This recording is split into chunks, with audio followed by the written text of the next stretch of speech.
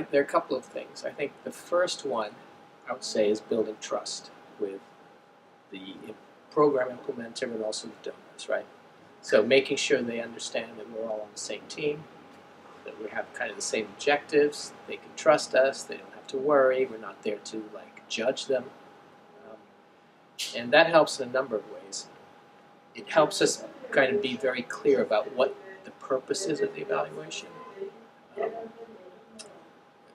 For example, in Zambia, the purpose was more to influence the Treasury to expand the program. So that led to different things being emphasized in the evaluation. So just being able to have that rapport and they being very clear about what they wanted depended on trust a lot, right? The second thing I would emphasize is that the evaluation should be embedded in a kind of broader learning agenda. And not to think of the impact evaluation as like a one-off, okay? First of all, it takes forever to do an impact evaluation. Program implementers, want information readily. But what we found in our experience in these countries is that there are a series of other studies that you can do, for example, with the baseline surveys that look at targeting, that look at the value of the transfer, that simulate program impacts, that really can help sort of implementers right away make decisions to improve the program. So for example, in Ghana, with the baseline, we show that the value of the transfer is very low. And so it was unlikely that the program would have an impact. And that immediately triggered a response that led to an increase in the value of the transfer. In other countries, there were studies on sort of the operational aspects.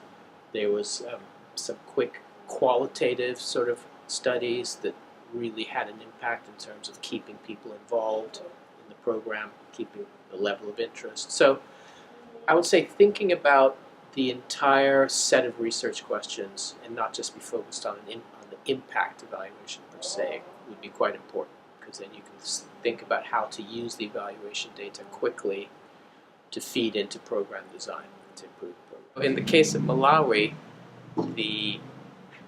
there are a couple of key results that really led to the scale up. One of them was these multiplier effects. So we found two types of multiplier effects. The first one was on non-beneficiaries, so local economy effects. For example, businesses were making more profit because there was more money, more demand for goods. That had a big impact on Treasury, right? Because they really saw how this program could affect not just the poorest, but also, people who were not so poor, and so in some ways were kind of politically more important, which is kind of interesting. The other thing that made a big difference is the productive effects on the beneficiaries themselves. And so again, there's a lot of skepticism. Will people stop working? Will they stop being productive when they receive cash? And we showed clearly that wasn't the case. So that was another thing that really, a specific result from the evaluation that really solidified support for the program. And then just the general fact that the ministry could actually implement this program successfully that led to impacts also said something about the professionalism of the ministry, and so gave Treasury confidence that they could invest in a ministry that traditionally is seen as sort of low capacity. Right?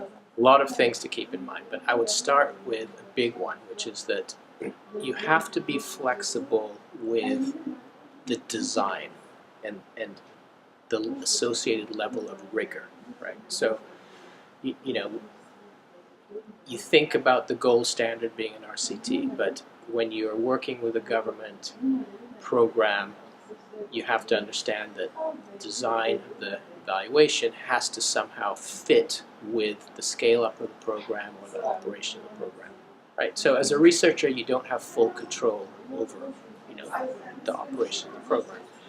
So I think that's the first thing. So that's not to say that there's still obviously many rigorous approaches that don't involve an RCT, but just going in with an open mind and understanding that the easier it is for your evaluation to fit in, with the logistics of the program implementation, the happier the implementer is going to be with your work, right? But if they see you as a burden, you know, that they have to change their way of working because of your research, that is going to lead to some tension. So I think that's the first kind of key thing.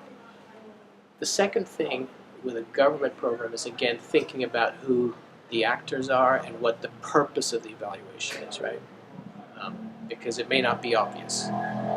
So, you know, typically you might think that they want to know about impact. It's an impact evaluation. But actually they probably are going to be more or just as interested in operational stuff, right? Because they would want to improve the way the program is run, and those are things that can be changed right away. Now, as a researcher, that may not be so exciting, but if you can deliver some interesting results on operations that helps them improve the program right away, that sort of gives you a lot of buy-in as well and builds a lot of trust, which allows you to do more as an evaluator. So I would say those are two things to keep in mind.